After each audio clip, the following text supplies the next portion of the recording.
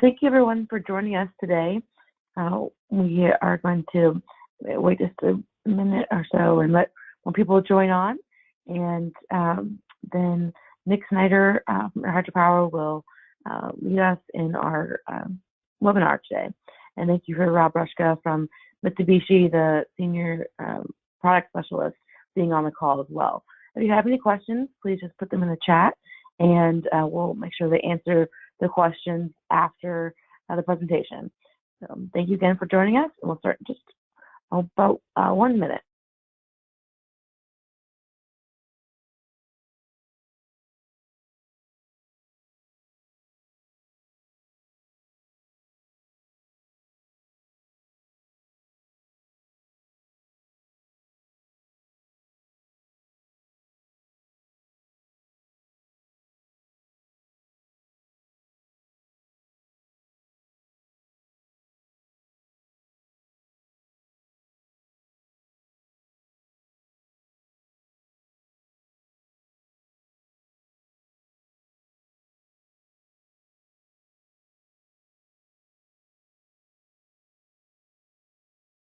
Nick, we can go ahead and start if you want, and I will hand the mic over to you. All right, thanks. Okay, guys, we got a video presentation today. This was made by Mitsubishi Electric, so just like she said, put your questions in the chat box, and afterwards, me and Rob will answer the questions as best we can. So here we go. Hello everyone, and welcome to today's on-demand webinar for our new Motorizer sizing software. My name is Dan Zahecki, and I am a Senior Product Marketing Engineer at Mitsubishi Electric for our Servo and Motion products. In today's webinar, we will do a deep dive into our Motorizer software, and you should walk away with a better understanding of what is Motorizer and how to use it. Motorizer is a proprietary sizing software created by Mitsubishi Electric Automation to assist with the sizing and selection of our factory automation drive components, such as servos and inverters. If you have already downloaded Motorizer, I encourage you to open the software and follow along. If not, you can download the software on our website. Just follow the steps highlighted on your screen.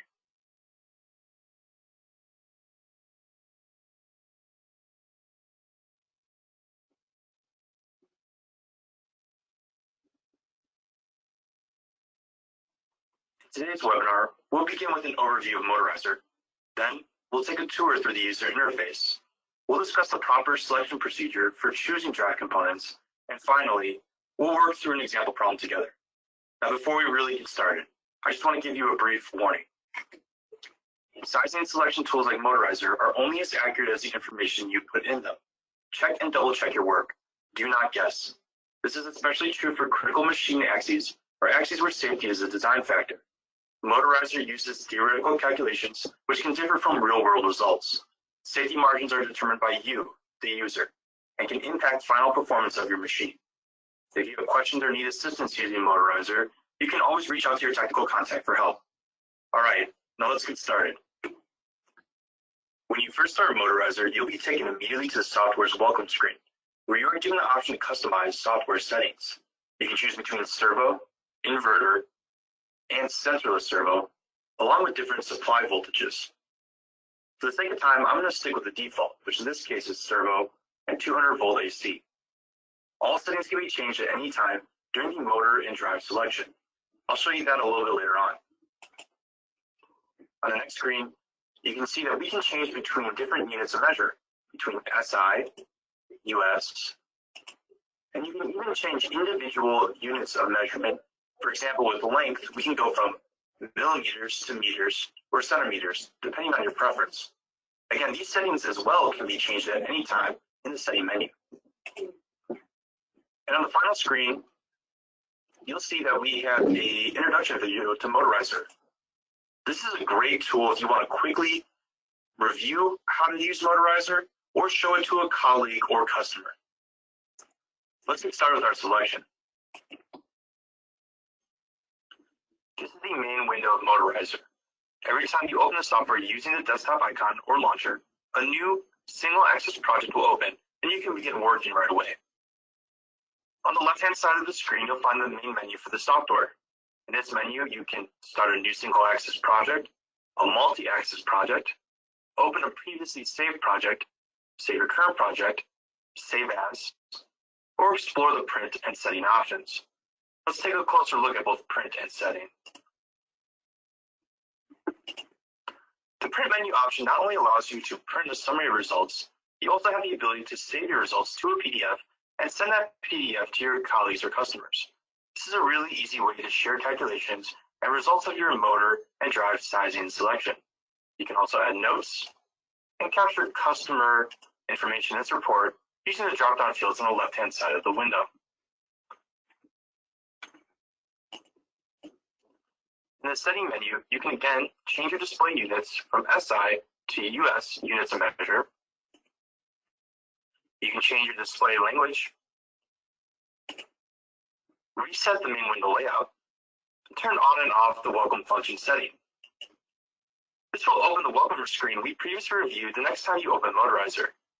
You can also see a summary of the software version and your user history on the screen as well. Now that we've covered the main menu of Motorizer, let's review the main user interface. On the left-hand side of the screen, you'll see the specification setting icons. By following these steps, you can define your load mechanism, transmission mechanism, and operation pattern. The filter settings icons allow you to apply various selection criteria for motors and drives. These filters will help you narrow down the candidate results based on your design requirements. When you click on these icons, you will open up an advanced settings window where you can define the physical requirements of your system and apply filter settings. On the right-hand side of the user interface, you'll see the help window. When you click on a specific variable in the advanced selection window, a detailed definition will appear in this window. And finally, at the bottom of the screen, we have the selection candidate list and sizing results window. After completely defining your application and applying filters, the recommended solutions will be displayed in this window. When you select a candidate, you can then review the calculation results by clicking on the corresponding tab. Now let's jump into a short example. The process for sizing and selecting the servo drive is simple. Follow the steps listed in the specification settings window. Apply your filters, select a solution that meets your requirements, and review the results. It's best practice to start with your load and move back towards the motor when selecting mechanical and drive components. The final step is always to define your operation parameter or motion profile. Motorizer makes this easy by identifying the appropriate steps in order. Just follow steps 1 through 3. Let's review each one as we run through a quick example together. The very first step when defining your application is to select the load mechanism that best meets your requirements. Motorizer comes equipped with 12 load mechanism templates, including ball screw, rack and pinion, roll feed, rotary table, cart, elevator hoist, conveyor, fan, pump, generic rotary, generic linear, and linear servo.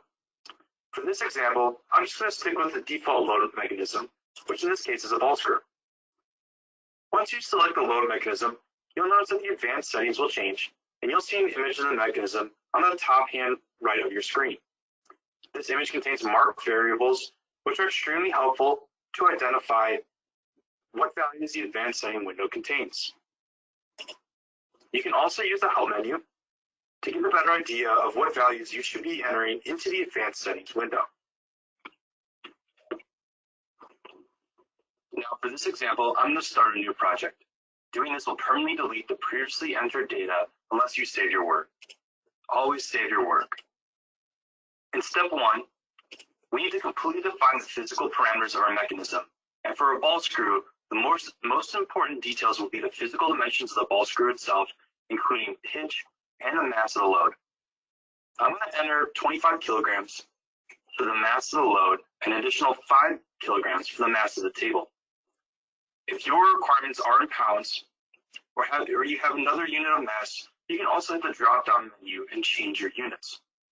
You'll notice that if you have entered a value into this box, it'll be converted to the new unit of measure. This is extremely helpful if you're more familiar with US units instead of SI units. You want to get a sense of what values you're entering. You can always switch back. Let's ignore counterweight mass for now. Counterweights are typically found with very large loads and complex mechanisms. The mass of a counterweight directly reduces the mass that the motor sees. Counterweights aren't that common, and you're more likely to find them in lifting applications. Let's enter 10 millimeters for the ball screw lead. Ball screw lead is the amount of linear travel the nut of the ball screw makes per one screw revolution. The number is extremely important for defining the motion of the mechanism and the speed of the motor. Next, let's enter the moment of inertia for the ball screw. If you have this value, you can either enter it into the box, or if you need to calculate this value, you can click on the input support button or the calculator icon immediately next to this field. The input support button window will open, and you'll be greeted with the default shape for a ball screw, the solid cylinder. In the top left of the window, you will see the add and remove icons. If you click add, you will be able to choose from various base models to calculate the mass moment of inertia for your object. Having the ability to add several different base models to your calculation allows you to create very simple or very complex mass moment of inertia calculations. In this example, we'll stick with a solid cylinder. I'm going to use an OD of 25 millimeters, a length of 500 millimeters. In this case, the ball screw is directly mounted to the motor via coupling, so our distance to the axis of rotation will be 0 millimeters. When I click on density, you can see in the help menu that we have included a list of common materials and their associated densities. I'm going to stick to the default in this case, which is nickel steel alloy. In the option menu, you can see we have the ability to add multiple inertia moments. In this case, I'm going to stick with one. When you're done, click reflect, and we'll return to the mechanism. For the friction coefficient, you can again click on the box, and you'll see in the help menu some common values for both dynamic and static friction. In this case, we're going to stick with the default of 0.1.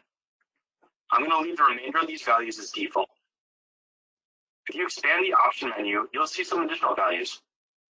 Again, I'm going to leave all these alone as well. Now that we've completely defined the load mechanism, we can proceed to the transmission mechanism. When you click on the transmission mechanism icon, the advanced settings window should look similar to the mass moment of inertia input support tool, and it functions in a very similar way. Transmission mechanisms are fairly straightforward. They lie between the motor and the load and typically take the form of a gearbox, belt drive, chain drive, or coupling. Just like the inertia calculator, you can build complex or simple transmissions. To see this in action, click on the coupling tile and then the add button. You'll be presented with some alternative transmission mechanisms. Select the V-belt and pulling mechanism, and you'll see that it has been added to the transmission chain. To remove this mechanism, simply highlight and click remove. Once you have defined your transmission mechanism, click on the individual components and define them completely. For coupling, you have the option of defining the inertia. Again, you can use the input support tool for help. For now, let's just enter 0.001 kilograms centimeters squared and move on. Select the gear train mechanism. This transmission mechanism assumes a traditional parallel axis gear train, but you can easily adapt this to a gearbox by selectively entering your moment of inertia. Start by entering the reduction ratio of this gear train. Let's assume a 3-to-1 reduction.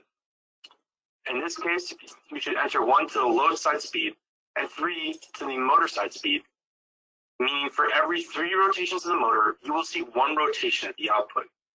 If you have a mass moment of inertia for both gears, enter those values into the field. Otherwise, use the input support tool to calculate those values. The process for the belt and pulling mechanism and roller change are identical. For the sake of this example, I'm going to remove the gear mechanism and proceed only with the coupling. Now that we've defined our transmission mechanism, let's finish the sizing by entering an operation path. In this window, we will be defining the operation pattern or motion profile for our servo axis. The operation pattern allows you to define the movement of your load. For linear mechanisms, such as ball screw, racket pinion, and linear motor, the units of motion will be in linear units, or meters per second, millimeters, or meters per second squared. For rotary mechanisms, such as rotary table, roll feed, pump, etc., the units of motion will be in rotary units, or RPM, degrees, and degrees per second squared. This is a good check to make sure that your mechanism and motion profile are compatible. If you get to this point and your requirements are in units that are not available, you may want to reconsider defining your mechanism. Now click the Add button on the top left of the window, and you'll see different options we have to select from. The top half of these items allow you to build a motion profile from scratch, segment by segment. The bottom half allows you to manually import data in the form of a CSV file or a log viewer file. The import process is relatively straightforward, and you typically run into this for more complex motion applications, or when checking real-world motion. Before we select an icon, let's talk more about the different waveform options.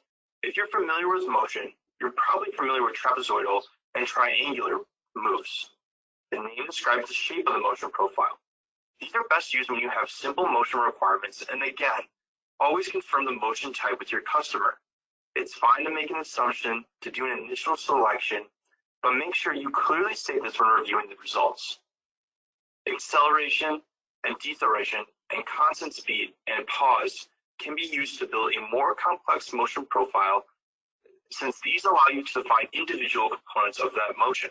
For example, you can use the acceleration and deceleration segment to create a motion profile where an object accelerates from 0 to a speed, pauses at that speed, then decelerates slightly, pauses again, before finally returning to 0 speed. For this example, let's choose a trapezoidal segment. Now here we have the trapezoidal move. You can clearly see the shape of the motion profile in the graph, and the default view includes the acceleration and speed of your profile. Now you can customize this view by clicking the Display Condition menu to the left of the graph, where you'll be able to toggle on position, mass of load, and thrust load, or toggle off speed and acceleration. You can always return to the default settings by hitting the Reset button. On the right-hand side of the screen, we have the setting window.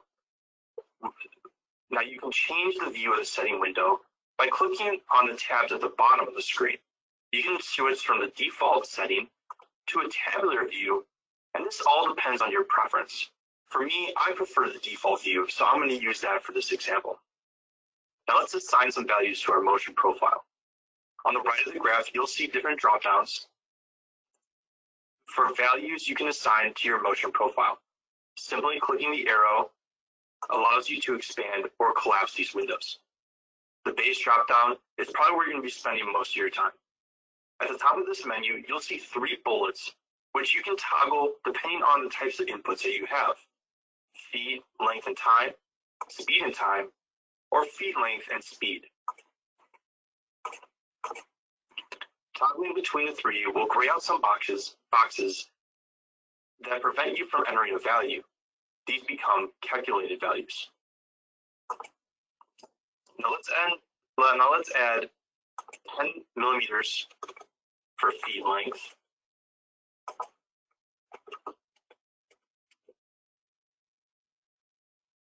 and 10 seconds for speed. I'll also add a rest time or dwell of 5 seconds. You can also tweak the acceleration and deceleration rates or times. The extension menu allows you to toggle on in-process speed change, and the load menu allows you to capture additional masses that may be added or removed during operation. You'll notice that the mass load we entered in the load mechanism screen has been taken into account here. You can also specify a thrust load for different segments in order to capture variations of load during operation. The fundamental theory behind these motion profiles is that you need to graph a complete cycle. The calculations in the background of Motorizer will continue to continuously repeat your cycle for infinity. If we had entered a trapezoidal move without a dwell period, the duty cycle would be 100%.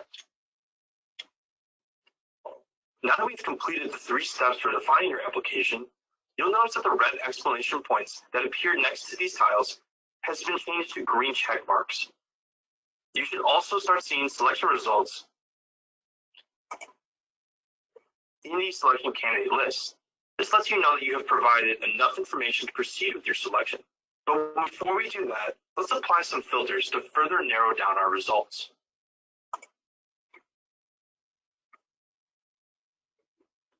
In the motor selection filter setting window, there are a number of options that we can choose to further narrow down our motor selections. The screen is divided into 2 halves. The left half allows you to apply filters based on the motor specifications. At the top of the screen, we can again choose between servo, inverter, and sensorless servo products. Under the common settings of the motor and drive window, we can apply filters based on power supply voltage. And under the advanced settings tab, we can choose maximally increased torque. The translation here is a little rough, but what it allows you to do is select combinations of servo motors and amplifiers that allow you to achieve higher levels of maximum torque. For example, in the case of the low-profile direct drive motor, combining the 004 frame size with a 400-watt amplifier instead of the standard 200-watt amplifier will increase the maximum and rated torque capacity of the motor. Under the Motor Common Settings tab, we can also filter our results by capacity, ambient temperature upper limit, altitude upper limit, IP rating for water and dust, and brake options as well. The Advanced Settings tab for this section allows us to select results with a specific rated speed and choose a mounting method for our motor. In the Transmission Mechanism and Motor Common Settings section, we can apply additional filters for geared motor products. Since we didn't choose a geared transmission mechanism, let's move on to the next section. Here, you can select motors with oil seals, specifically motor structure type. And in the Advanced Settings dropdown, choose an encoder resolution or limit your results to motors that support an absolute encoder or see those that do not. On the right-hand side of the screen, you can also filter by motor product family by checking and unchecking boxes. I tend to use this filter since I am more familiar with the individual motor product families. The left-hand side of the screen is more useful if you're not certain about the specific motor family that would be best suited for your application. Since we're working on a ball screw mechanism, I'm going to select the HGKR, a low inertia, small capacity servo motor. Click the HGKR and let's move on to the next screen where we can apply some additional filters to the servo motor drive.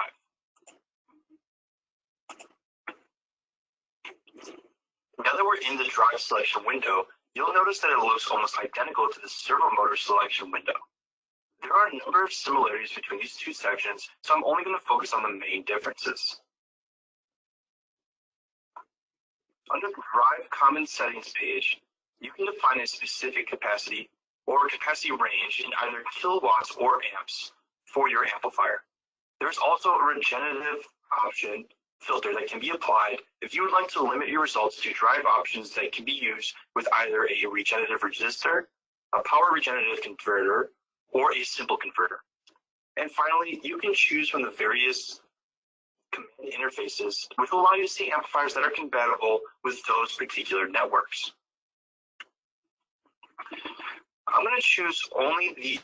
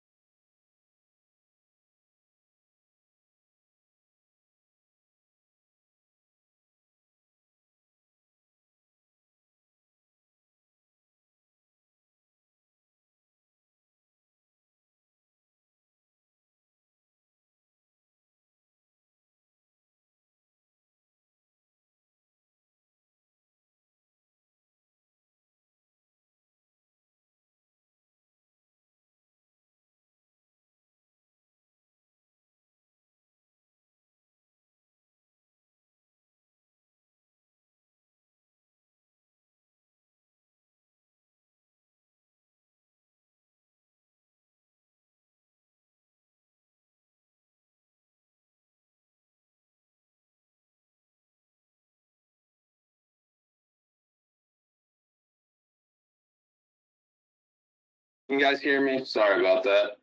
Lost connection somehow.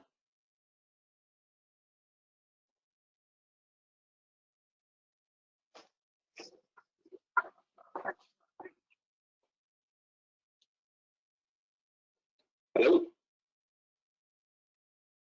Yeah, I can hear you. Okay. Just rewind here a little bit. This is an indicator that there are no products that meet your requirements, or somewhere along the line you made a mistake. Now that we completed the final mechanism, created a motion profile, and applied our filter settings, let's make our selection and review the results. The selection candidate list contains the remaining servo motor and amplifier combinations that meet our requirements. You will notice that the motor and drive specifications are presented in terms of percent utilization, and the color code for these results should be easy to understand. Green means good, yellow means caution, and when it's red, there is a problem. Now in this example, we can see that some of our results have a red X instead of a green check mark next to their name. This symbolizes that this combination is not a good option for this application. However, when we review the results, we see that the inertia moment ratio has been exceeded. If this is the case, if in this case 29.2 to 1 is acceptable, you can click on the display condition menu, click threshold setting, and here you can change the limits of individual specs to turn the selection from green to yellow, from red to yellow to green. This is not something you should do lightly. Again, exceeding the catalog ratings of our products is not recommended. Consult with your technical contact if you have questions. All right, let's click the first combination and review our results. Check the box and click the Results Details tab at the bottom of the screen. In this Results tab, you can see a more detailed summary of calculated results and total utilization. The graphs to the right show a summary of the motor motion profile, and again, you can show motor side speed and motor output by clicking the Display Conditions menu.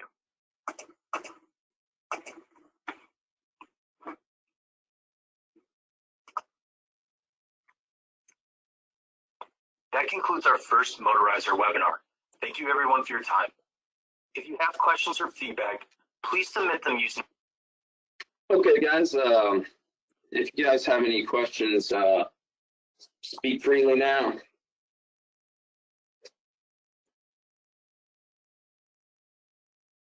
All right, yes, nothing. Well, if you do, just send us out an email. I can put my email in here real quick.